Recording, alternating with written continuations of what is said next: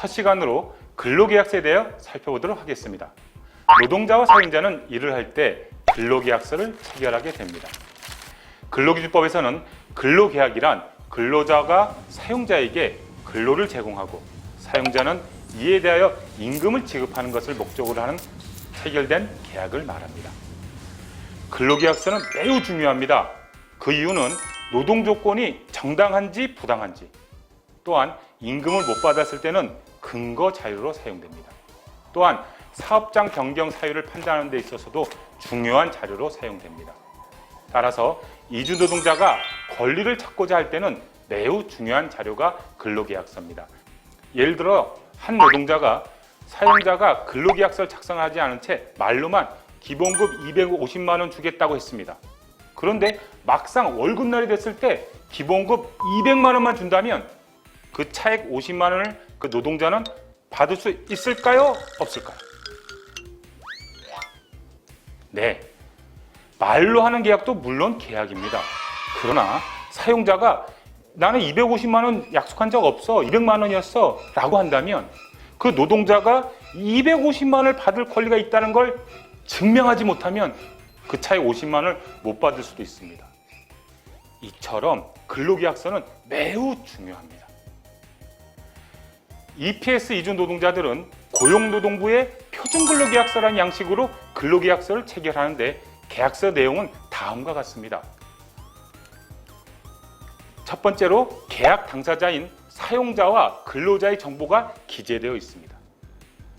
첫 번째로 근로계약 기간, 두 번째로 근로장소, 세 번째로 업무 내용, 네 번째로 근로시간, 다섯 번째로 휴게시간, 여섯 번째로 휴일, 일곱 번째로 임금, 여덟 번째로 임금 지급일, 아홉 번째로 지급 방법, 열 번째로 숙식 제공에 관한 규정, 11번째로 이 표준근로계약서에 없는 내용들은 근로기준법에 준용된다는 준용 규정이 있습니다.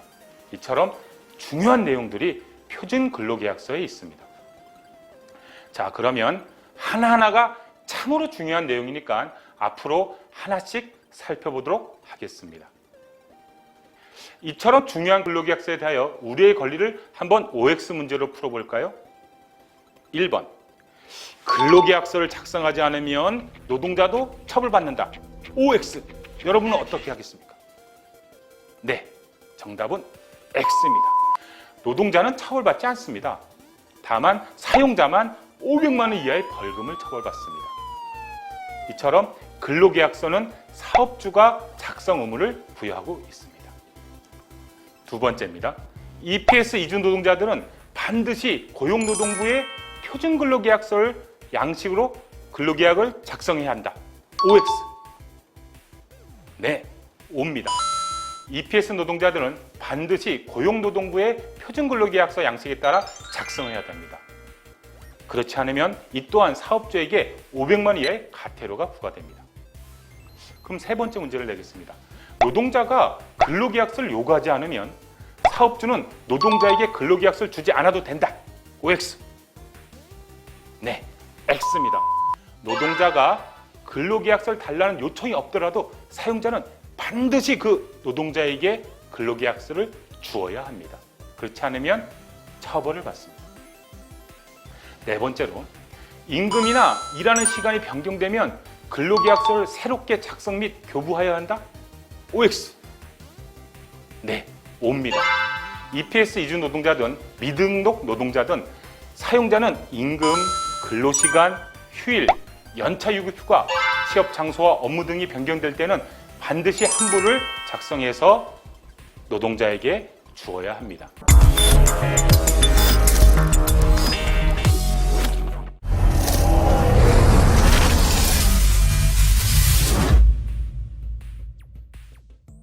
표준근로계약서의 내용을 구체적으로 살펴보도록 하겠습니다. 이 강의를 보시는 분들도 인터넷에서 표준근로계약서를 출력받으셔서 같이 보시면 참 좋을 것 같습니다. 자, 첫 번째로 근로계약기간입니다. 일단 계약기간이 언제까지로 적혀 있는지 잘 보셔야 됩니다. 보통 신규 또는 재입국자는 입국일로부터 3년 이내로 근로계약기간을 체결하게 됩니다.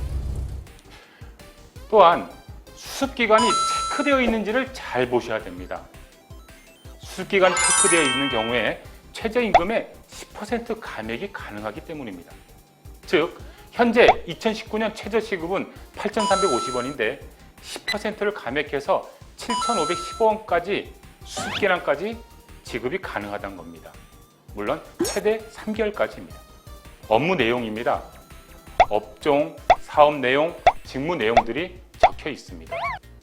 그래서 이 적힌 대로 내가 실제 일하는 것과 업무 내용이 같은지를 반드시 확인해 주시기 바라겠습니다. 근로시간과 휴게시간에 대해서 살펴보도록 하겠습니다. 법정 근로시간, 법으로 정한 근로시간은 휴게시간을 제외하고 1일 8시간입니다. 또한 일주 40시간입니다. 또한 이런 법정 근로시간을 넘어서 연장 근로를 할 수 있는데, 이러한 연장 근로시간은 당사자가 합의하면 1일 8시간을 넘게 근무하거나 또는 일주 법정 근로시간인 40시간을 넘게 근로시킬 수 있습니다. 물론 연장 근로수당은 통상임금의 50% 이상을 가산하여 지급하여야 합니다. 다음으로는 야간 근로시간대를 살펴보도록 하겠습니다. 저녁 10시부터 새벽 6시까지가 야간 근로에 해당됩니다. 물론 야간 근로수당 또한 통상임금의 50%를 가산하여 지급해야 합니다. 그런데 법정 근로시간 및 연장 근로, 야간 근로 등은 상시 5인 이상 사업장에서만 의무 적용되게 됩니다. 다음으로는 휴게시간입니다. 근로시간이 4시간인 경우에는 30분 이상의 휴게시간을 주어야 됩니다. 8시간인 경우에는 1시간 이상의 휴게시간을 반드시 근로시간 도중에 주어야 합니다. 휴게시간은 물론 근로자가 자유롭게 이용할 수 있어야 합니다. 그런데 표준근로계약서상의 근로시간이 실제 근로시간과 다른 경우가 문제가 많이 됩니다. 즉, 표준근로계약서보다 더 많은 근로시간을 근무했음에도 제대로 된 임금을 지급받지 못하는 경우가 종종 있습니다. 여기서 제일 중요한 것은 표준근로계약서보다 더 많은 근로시간을 일을 하였다는 증거 등을 가지고 있어야 권리를 보호받을 수 있습니다. 즉, 내가 어느 정도 일했다는 근무 시간을 입증하기 위해서 회사의 출퇴근 기록 카드 등을 사진 찍어 놓거나 달력 같은 곳에 매일 출근 시간, 휴게 시간, 퇴근 시간 등을 기록하여 관리하시는 것이 나의 권리를 보장받는 데 큰 도움이 됩니다. 이후 살피겠지만 표준근로계약서와 실근로가 다르다면 사업장 변경 사유가 될 수도 있으며 또는 임금 체불이 발생할 수도 있기 때문입니다.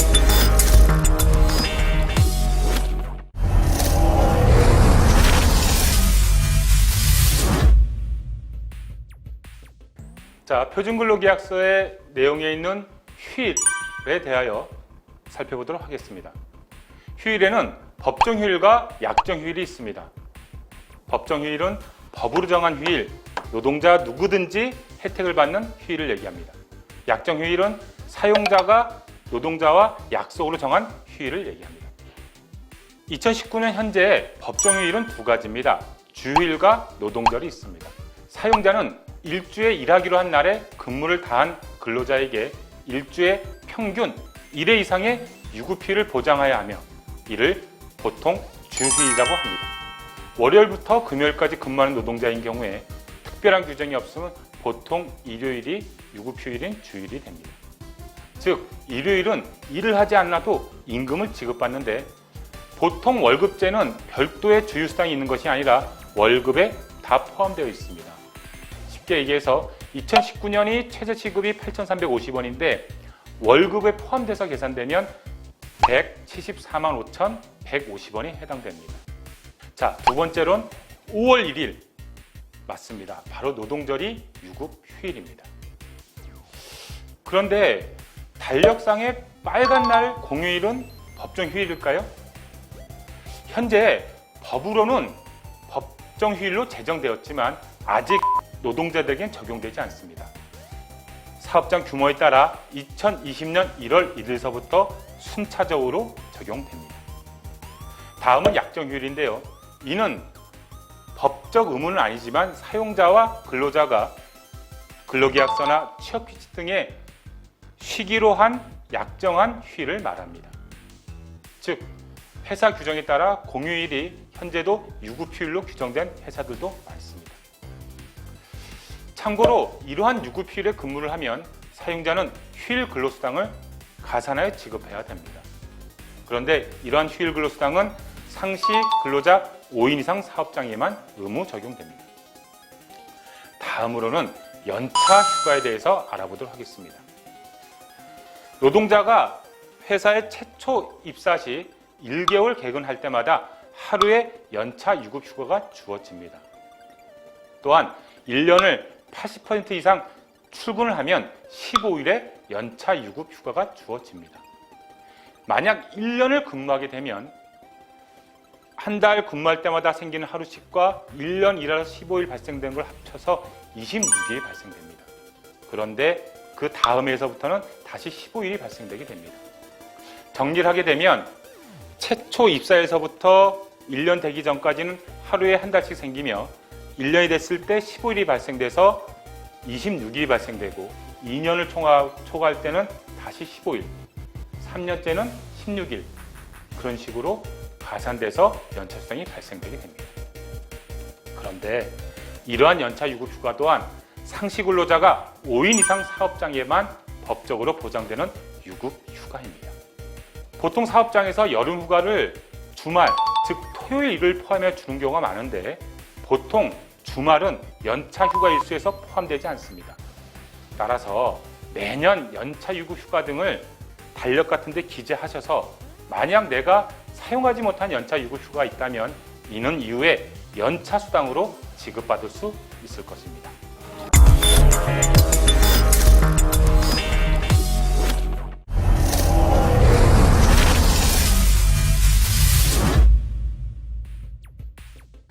임금에 대해서 살펴보도록 하겠습니다. 올해 최저임금이 얼마일까요? 네, 시급 8,350원입니다.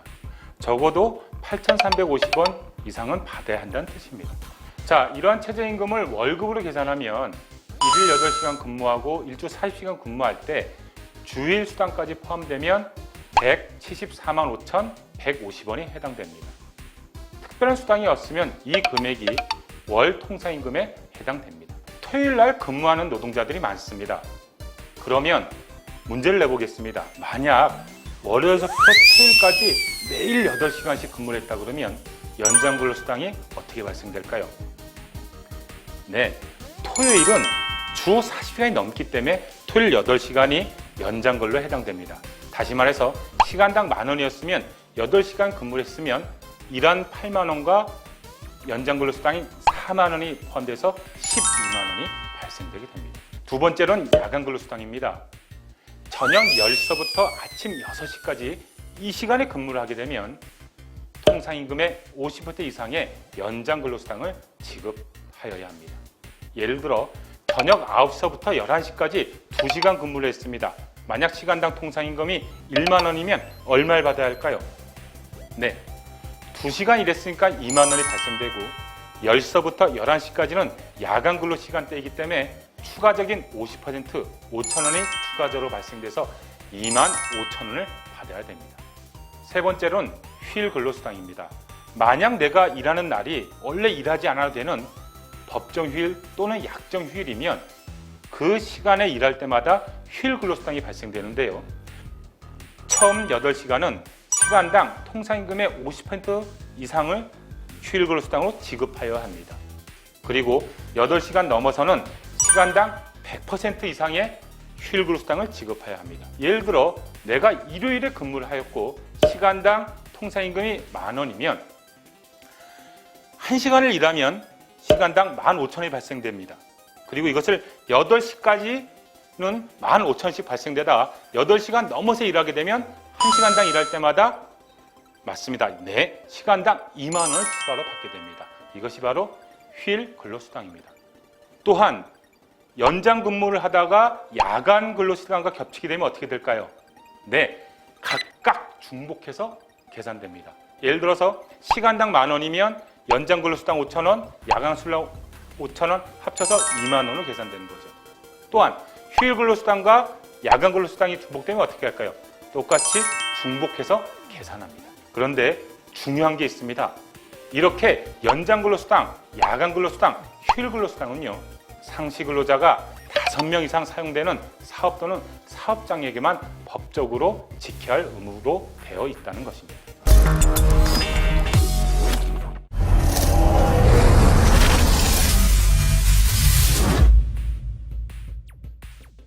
EPS 노동자들이 상당히 많이 오는 사업장 변경에 대해서 살펴보도록 하겠습니다. 여러분도 알다시피 사업장 변경은 내 마음대로 할 수 있는 것이 아니라 법에 정해진 사유가 해당됐을 때만 변경할 수 있습니다. 최초 3년간에선 3번 할 수 있고요. 계약이 연장된 1년 10개월 동안에 2번을 더 할 수 있습니다. 그런데 이것은 사업주와 당사자 합의로 3번 또는 2번을 연장할 수 있는데 그렇지 않은 경우도 있습니다. 일반적으로 외국인 근로자의 책임이 아닌 사업장 변경 사유라고 얘기합니다. 좀 더 구체적으로 살펴보겠습니다. 임금이 체불된 경우입니다. 내가 월 임금의 30% 이상의 임금을 2개월 이상 지급받지 못하거나 또는 지연 지급, 다시 말해서 표준근로계약서에 임금 지급이 정해져 있는데 그 날짜를 지키지 못하고 넘어서 지급하는 경우를 지연 지급입니다. 이 경우나 또는 내 월급의 임금의 10% 이상의 금액을 4개월 이상 지급하지 않거나 또는 지연 지급하는 경우에 사업장 변경을 할 수 있습니다. 또는 최저임금법에 미달되는 금액을 지급한 경우에는 사업장 변경을 할 수 있고 사업장 변경 횟수에 포함되지 않습니다. 그런데 신청일이 중요합니다. 임금체불 또는 지급 지연이 종료된 날로부터 4개월이 경과되기 전에 사업장 변경 신청을 하여야 합니다. 다음으로는 사용자가 채용할 때 제시하거나 채용한 후에 일반적으로 적용하던 근로조건, 쉽게 얘기해서 표준근로계약서상의 근로조건과 임금 또는 근로시간이 20% 이상이 감축된 기간이 사업장 변경 신청일 이전 1년 동안의 2개월 이상인 경우에도 사업장 변경이 가능합니다. 세 번째로는 사용자가 채용할 때 제시하거나 채용 후에 일반적으로 적용하던 똑같이 표준근로계약서에 적혀있는 근로시간대가 우리 이주노동자의 동의 없이 2시간 이상 앞당겨지거나 또는 늦춰진 경우에는 사업장 변경 신청일 이전 1년 동안에 1개월 이상 지속된 경우에도 사업장 변경을 할 수 있고 사업장 변경 횟수에 포함되지 않습니다. 사용자는 표준근로계약서에 정한 장소 외에서 근무를 시켜서는 안 됩니다. 다른 사업장에서 일을 시킨다든가 이런 경우 불법이며 사업장 변경 사유에 해당될 수 있습니다.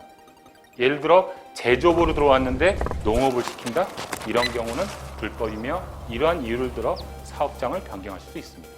간단하게 근로계약서상 정해져 있는 근로장소에 근무시키지 않으면 이것 또한 고용허가가 제한돼서 사업장 변경을 할 수 있는 경우에 해당됩니다. 표준근로계약서의 내용이 중요한 겁니다. 반드시 표준근로계약서상의 임금 및 임금 지급일, 근로시간 등 실제 근로와 임금을 반드시 비교해 보시기 바랍니다. 또한 이러한 신청은 이주노동자가 고용센터에 사업장 변경 신청을 할 수 있음을 반드시 알아두시기 바라겠습니다.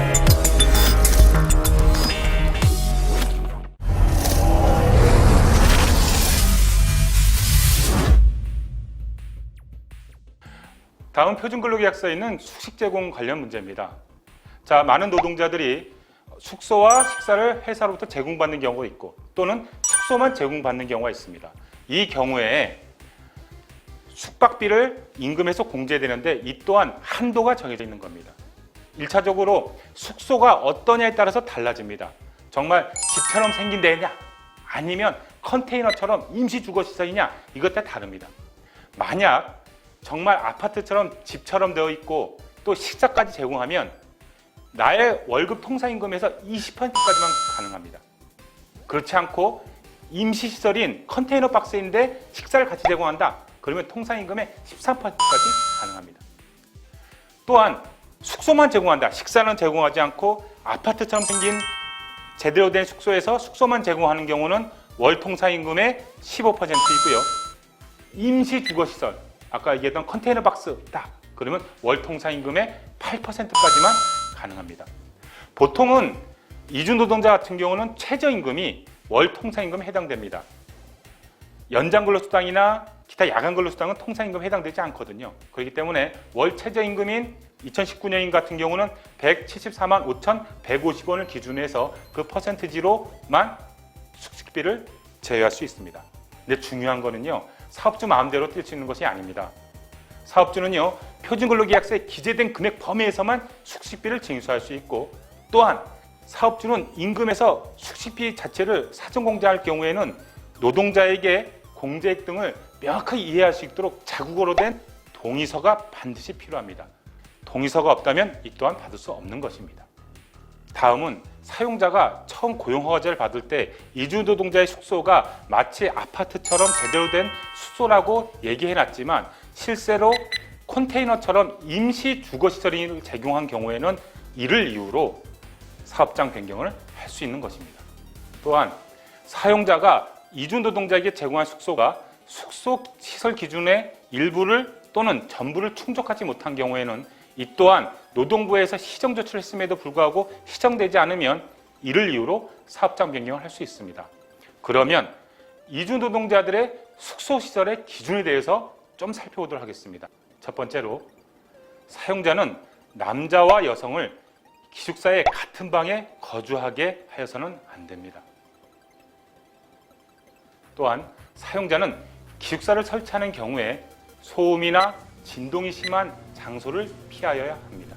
취업 시간을 달리하는 2개조 이상의 근로자들을 같은 침실에 기숙하게 해서는 안 됩니다. 기숙사 침실의 넓이는 1인당 2.5 제곱미터 이상으로 하여야 하며 일실의 거주 인원은 15명 이하로 하여야 합니다. 난방 시설도 있는데요. 보일러 등을 이용한 바닥 난방 시설이 설치되어 있어야 합니다. 또한 화장실과 샤워실이 설치되어 있어야 합니다. 그리고 침실과 화장실, 샤워실 각각의 잠금 장치가 되어 있어야 됩니다. 방별로 화재 감시기가 설치되어 있고 소화기가 비치되어 있어야 됩니다. 이러한 것들이 외국인 근로자들의 기숙사의 설치 조건들입니다. 다음은 부당한 처우로 인해서 사업장을 변경할 수 있는 경우를 설명하도록 하겠습니다. 만약 이주노동자가 사용자로부터 성폭행을 피해를 당하면 그 즉시 긴급하게 사업장을 변경할 수도 있습니다. 또는 이주노동자가 사용자로부터 성희롱, 성폭력, 폭행, 상습적인 폭언 등을 당해서 더 이상 그 사업장에서 일할 수 없을 때도 사업장 변경을 할 수 있습니다. 비단 사업주뿐만 아니라 사업 직장 동료 또는 사업주의 배우자 등의 친척들을 인해서 성희롱, 성폭행 또한 이 또한 사업장 변경을 할 수 있습니다. 또한 사용자로부터 국적, 종교, 성별, 신체 장애로 불합리하게 차별 대우를 받음으로써 그 사업장에 계속 일할 수 없게 되는 경우도 마찬가지로 사업장 변경을 할 수 있으며 사업장 변경 횟수에 포함되지 않습니다.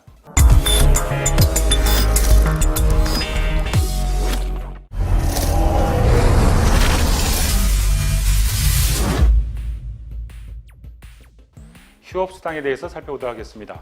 만약 회사가 일이 없다고 휴업을 하면 노동자는 임금을 받지 못할까요? 아닙니다. 사용자의 귀책사유로 휴업하는 경우에도 평균 임금의 70% 이상을 휴업수당으로 지급받을 수 있습니다. 만약 사업주가 평균 임금의 70%를 지급하지 않으면 형사처벌을 받을 수 있습니다. 물론 민사적으로는 100% 받을 권리가 있지만 70%마저 주지 않으면 노동부가 처벌한다는 뜻입니다. 그리고 퇴직금과 출국만기 보험에 대해서 살펴보도록 하겠습니다. 출국만기 보험은 여러분들 알다시피 이주노동자들에 대하여 퇴직금을 대비하여 사업주가 가입하는 보험입니다.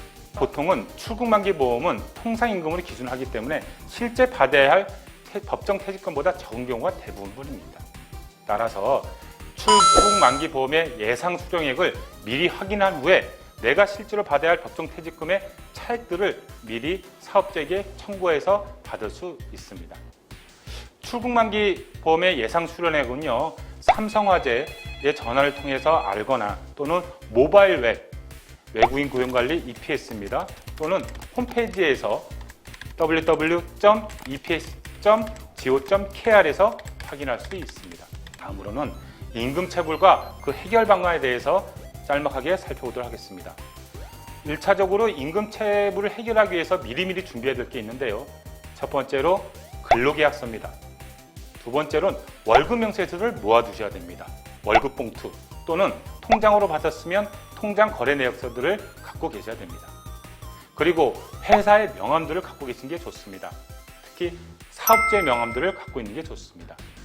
그리고 내가 실제 일했던 근무 기록들, 타임카드가 있으면 타임카드를 사진 찍어놓거나 그런 것이 없으면 손수 출근 시간, 휴게 시간, 퇴근 시간들을 달력 같은 경우에 꼭 하루하루 기재된 것 또한 자료가 될 수 있습니다. 그리고 내 회사에서 일하는 상시 근로자 수가 몇 명인지를 알 수 있는 자료들도 갖고 있는 게 좋습니다. 임금이 체불되면 첫 번째로 보통 노동부에 진정을 합니다. 이는 EPS 노동뿐만 아니라 미등록 노동자들도 고용노동부를 통해서 진정을 통해 임금을 해결할 수 있습니다. 또한 EPS 노동자들은 임금체불 보증보험에 가입되어 있기 때문에 고용노동부에서 해결되지 않으면 체불급품 확인을 발부받아서 임금체불 보증보험, 서울보증보험으로부터 최대 200만 원까지는 임금체불을 해결할 수도 있습니다. 또는 노동부에서 해결 안 되면 아까 얘기했던 체불급품 확인을 발부받아서 법률구조공단을 통해서 나의 체불임금을 받을 수 있습니다. 또한 소액체당금 제도라는 것이 있습니다. 현재는 최대 400만 원까지는 소액체당금 제도로서 임금 체불을 해결할 수도 있다는 것을 알아두셨으면 좋겠습니다. 다음은 노동상권에 대해서 설명하도록 하겠습니다. 헌법상 노동자는 근로조건의 향상을 위하여 단결권, 단체교섭권 및 당체행동권을 가집니다. 이주노동자도 당연히 노동조합을 건설하거나 노동조합에 가입하여 할 수 있는 노동상권이 당연히 보장됩니다.